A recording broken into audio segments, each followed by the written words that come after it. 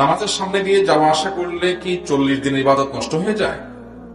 ভাইরা আমার, কেউ নামাজ পড়ছে, তার সামনে দিয়ে হাঁটা চলা করা গুনাহের কথা, এটা জায়েজ না, বড় ধরনের গুনাহ।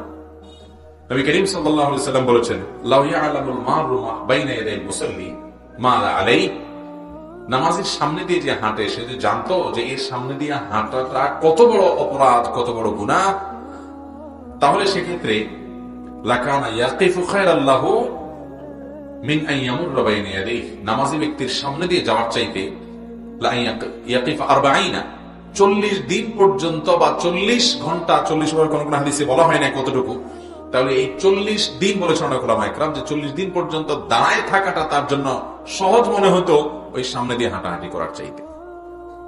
বুঝাতে পারছি?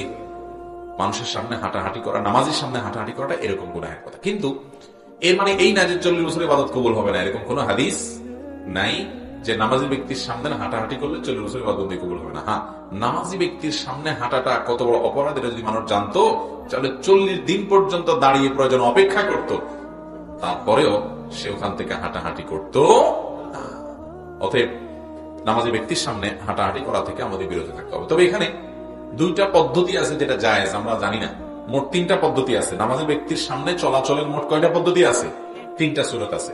একটা হলো নামাজি ব্যক্তি নামাজ পড়তেছে, সালাত আদায় করতেছে, এই সালাত আদায়কারী ব্যক্তির সামনে খালি আছে, ধরেন জামাত দাঁড়ায় গেছে, এখন দুই দিক থেকে মুসল্লি দাঁড়ায় গেছে, যিনি নামাজ পড়তেছেন তার সামনে একটু একজনের জায়গা ফাঁকা আছে, তো আপনি পিছন থেকে আস্তে করে তার সামনে চলে যান, অথবা ডান পাশ থেকে তার সামনে বরাবর চলে আসেন, অথবা বাম পাশ থেকে বরাবর তার সামনে আসেন, ক্রস করেন না, শুধু ওই সামনে এসে দাঁড়ায় যান। এটা জায়েজ আছে, আমরা অনেকে এটা জানি না।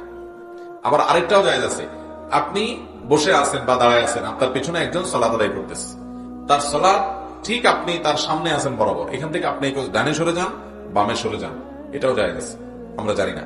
তাহলে না জায়েজ কোনটা? না জায়েজ হলো মুরুর, এই নিচ থেকে, অর্থাৎ সামনে নামাজের সামনে যায় দাঁড়ায় যাওয়া, এদিক সেদিক না যায় শুধু বরাবর সামনে দাঁড়ায় যাওয়া, এটাকে বলা হয় সুউদ, মানে সামনে দাঁড়ানো। আর সামনে আসেন সেখান থেকে আস্তে করে সরে গেলেন, এটাকে বলা হয় নজুল, মানে সরে যাওয়া, এটাও জায়েজ আছে। নাজায়েজ কোনটা? মুরুরটা নাজায়েজ। মুরুর কোনটা? মুরুর হলো ক্রস। ক্রস বুঝেন? মনে করেন এই বরাবর নামাজি আছে, আপনি এই পাশ থেকে এই পাশে গেলেন, অথবা এই পাশ থেকে এই পাশে আসেন, এটা নাজায়েজ, কারণ এটাতে নামাজের মনোযোগ নষ্ট হয়। আস্তে করে সরে গেলেন সামনে থেকে বরাবর, অথবা সামনে যে দাঁড়ায় গেলেন, এটা জায়েজ। অনেক লোক দেখবেন